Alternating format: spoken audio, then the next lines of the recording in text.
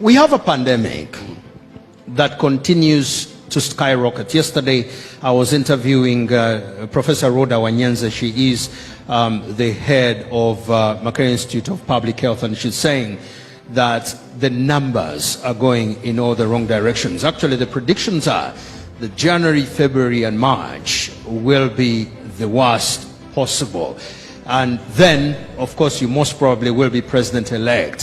What's your plan of dealing with the pandemic? Probably your job is more likely to be a sort of Biden approach. Let me tell you, you can call me whatever you want, COVID skeptic or whatever. You are not going to see me putting on a mask. I don't do that. I do not. Let me tell you. You don't believe there's a pandemic? No, there's something like that, you know, which comes and pulls and Mr. wait, let me explain people myself. Have died. Let me explain myself.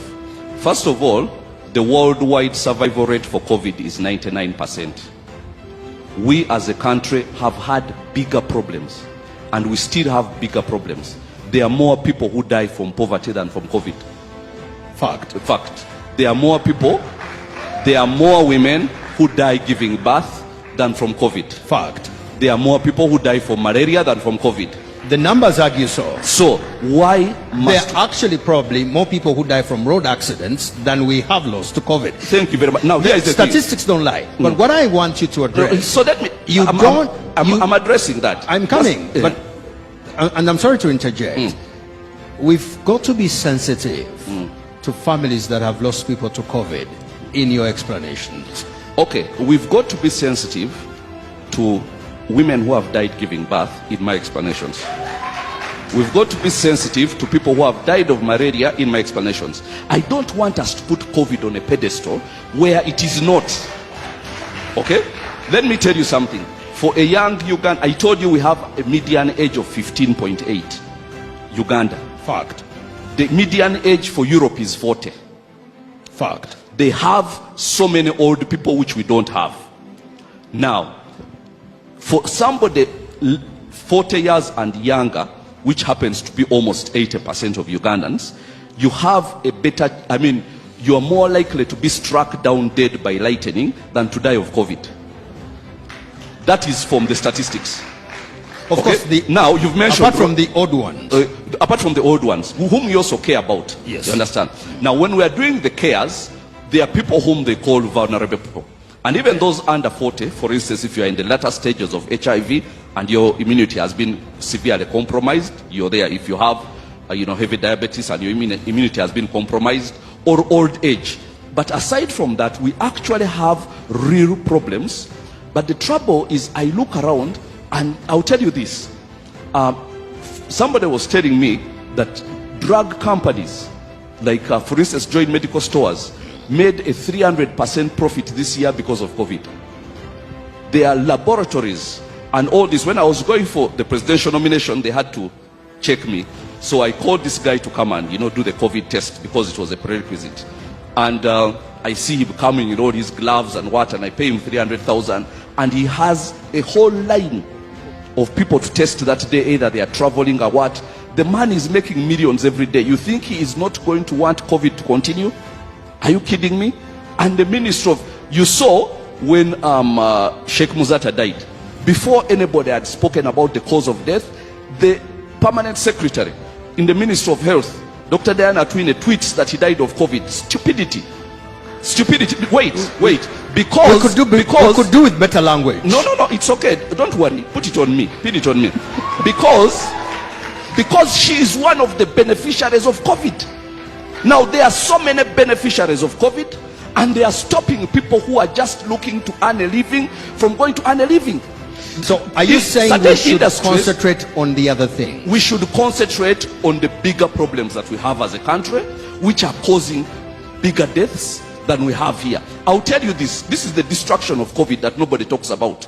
Somebody was telling me just the other day that her uncle had malaria but hadn't noticed it and went to the hospital. And they said, COVID. And he said, it's not COVID. I don't have any symptoms of COVID. But because they are desperate to pile up the statistics of COVID, the man almost died of malaria. Then now when he was finally almost dying, they tested for malaria and it was plus. Then they put him on anti-malarials and he walked out of the hospital. He was going to go down as a COVID death, yet the man has died of a curable sickness. Because So how do you get us out of certain people have to earn money of COVID. We have to be very serious about these things. This is a whole business. There are so many people who are smiling to the bank, and they are going to put us down this drain where people are not earning a living. Industries are being destroyed. Hotels, people have not gone back to work. Diners, because people have to go back at 9 p.m. I don't know what even curfew has to do with COVID. Does it spread faster at night? There's a lot of stupidity when it comes to COVID. So I want us to be people of common sense. Now, do you believe in statements made by international doctors like Dr. Fauci? You are taking the Donald Trump approach.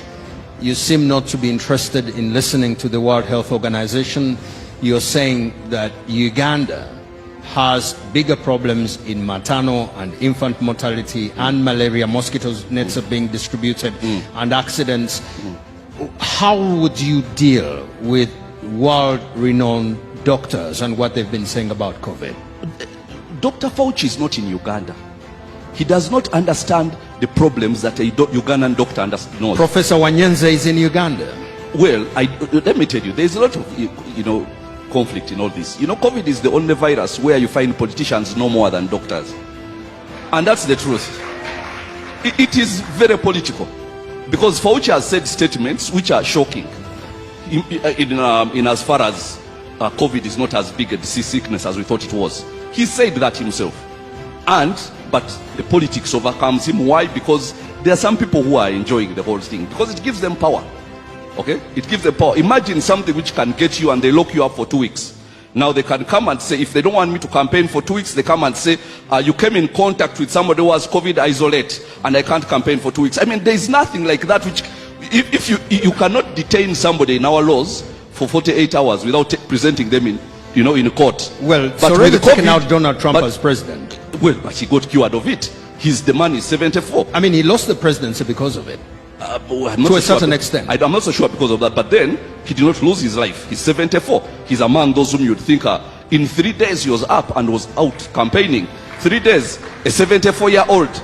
And you tell me that Uganda's 15-year-old teenagers, 30 years old are somehow very at risk because of COVID. Let's move on to things which actually matter. Because fantastic. Now we know your position on COVID. Let's get to something else. Reclaiming the nation. It's